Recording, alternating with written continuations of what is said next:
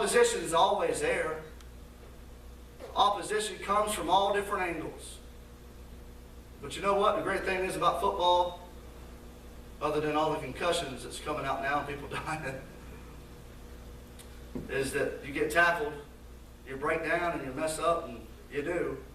You might even get a holding call. But you know what? There's another play. You line back up and you get to do it again. Line back up and do it again.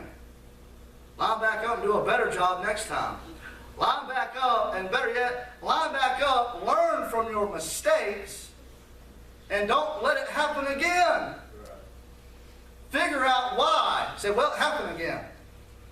And it happened again. And you know, it might happen a few times, 4 times, but then figure out why it keeps happening, or what the cause is to it, and say, well, I got to eliminate that person from getting back here, so we got to do this, X and Y over here, and that's what you got to do in your spiritual life. I got to eliminate this out of my life to keep that from happening. If you don't do it, it's going to keep happening. It's going to keep happening. Same thing in the church. Why sometimes, and we won't get into the specifics, but people ask me, where's so-and-so at? Well, they're gone. Well, why is so-and-so here? Well, quite frankly, either by leadership or by the ultimate leadership, they were eliminated. They were let go. Because why? Because this is bigger than any one person. And until we all get a hold of that, amen, and the day that we do all get a hold of that, it'll be better. Be better off. Amen. God don't need us. Amen. It's a joy and privilege to serve Him. Amen. It's bigger than me. It's bigger than you. We got to see that and be joyful and be thankful to sustain against opposition. Why? Look at the last part, and I'll be done. Brother Philip, you come on. These things are good. Now this is what Paul finished with on this verse. These things are good and profitable unto men. Now we all want to be profitable in our business, our finances, and life. I mean, there's not a single person in here that doesn't want to be profitable. Everything you do, ladies, men, children, teenagers, you want to be profitable. You want to be successful. How do we do that? Preventative maintenance.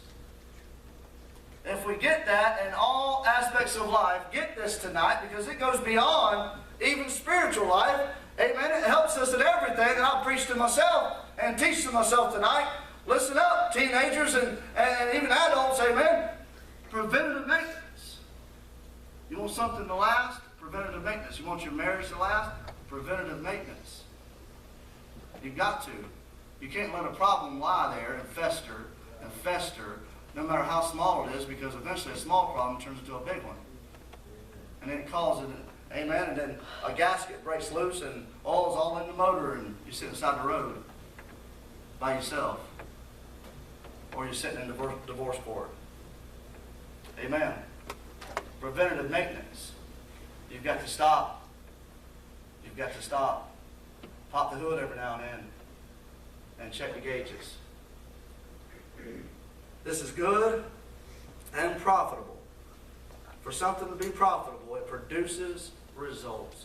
Paul said if y'all get this, it'll produce results. Church, and I'm done. If we'll get this, it'll produce results. If we will affirm it, if we will maintain it constantly, if we will all do our part to practice preventative maintenance in our own spiritual lives, marriages, in our homes, if we will go home and start practicing tonight preventative maintenance and throughout the week, and make sure our homes start to get to where they need to be. Amen. And we bring that into the house of God, and it adds to it, builds it up instead of pulls it down. And our children, amen, we practice it. See, there's no perfect marriages, and there's not. There's no perfect children. There isn't. There's no perfect churches. But amen, we see something that needs to be done. We don't attack it with evil speaking and maliciousness and hateful and hate towards one another, but we do it with lowliness. And we do it with kindness. But we do it with truth.